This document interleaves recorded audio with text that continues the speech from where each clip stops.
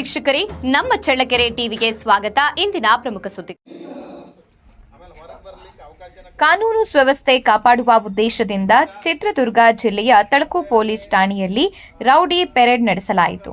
ವೃತ್ತ ನಿರೀಕ್ಷಕ ಹನುಮಂತಪ್ಪ ಎಂ ಶಿರೇಹಳ್ಳಿ ರೌಡಿಗಳಿಗೆ ಕಾನೂನು ಪಾಲಿಸುವಂತೆ ಕಟ್ಟುನಿಟ್ಟಿನ ಎಚ್ಚರಿಕೆ ನೀಡಿದ್ದಾರೆ.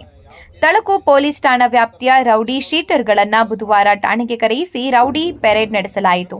ಈ ವೇಳೆ ಮಾತನಾಡಿದ ತಳಕು ಮತ್ತು ನಾಯಕನಹಟ್ಟಿ ವೃತ್ತ ನಿರೀಕ್ಷಕ ಹನುಮಂತಪ್ಪ ಎಂ ಶಿರೇಹಳ್ಳಿ, ಯಾವುದೇ ಅಕ್ರಮ ಚಟುವಟಿಕೆ, ಗಲಾಟೆ, ಬೆದರಿಕೆ, ವಸೂಲಿ ಹಾಗೂ ಸಾರ್ವಜನಿಕ ಶಾಂತಿ ಭಂಗ ಮಾಡುವ ಕೃತ್ಯಗಳಲ್ಲಿ ತೊಡಗಿಸಿಕೊಳ್ಳಬಾರದು ಎಂದು ಖಡಕ್ ಸೂಚನೆ ನೀಡಿದ್ದಾರೆ.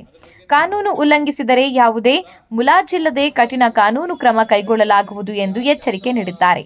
ಸಮಾಜದಲ್ಲಿ ಶಾಂತಿ ಮತ್ತು ಸುವ್ಯವಸ್ಥೆ ಕಾಪಾಡುವ ನಿಟ್ಟಿನಿಂದ ಸಹಕರಿಸಬೇಕು ಎಂದು ಹೇಳಿದ್ದಾರೆ.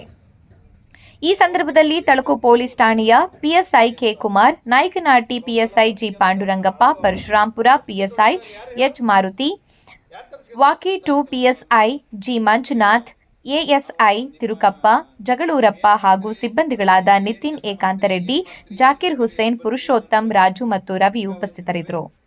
ಕೆಲವೊಂದು ಈಗೆಲ್ಲ ಬಹಳಷ್ಟು ವ್ಯಕ್ತಿಗಳು ಒಳ್ಳೆಯರಾಗಿದ್ದಾರೆ, ಅವನ್ನೆಲ್ಲ ಕ್ಲೋಸ್ ಮಾಡೋಣ ಅನ್ನೋದು ಒಂದು ಇಂಟೆನ್ಷನ್ ಇದೆ ನಮಗೆ.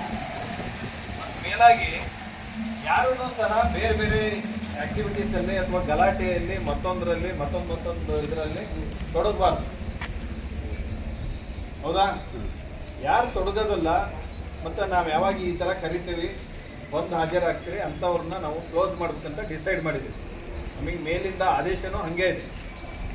ಮತ್ತು ಯಾವನ್ನು ಆಂಟಿ ಸೋಷಿಯಲ್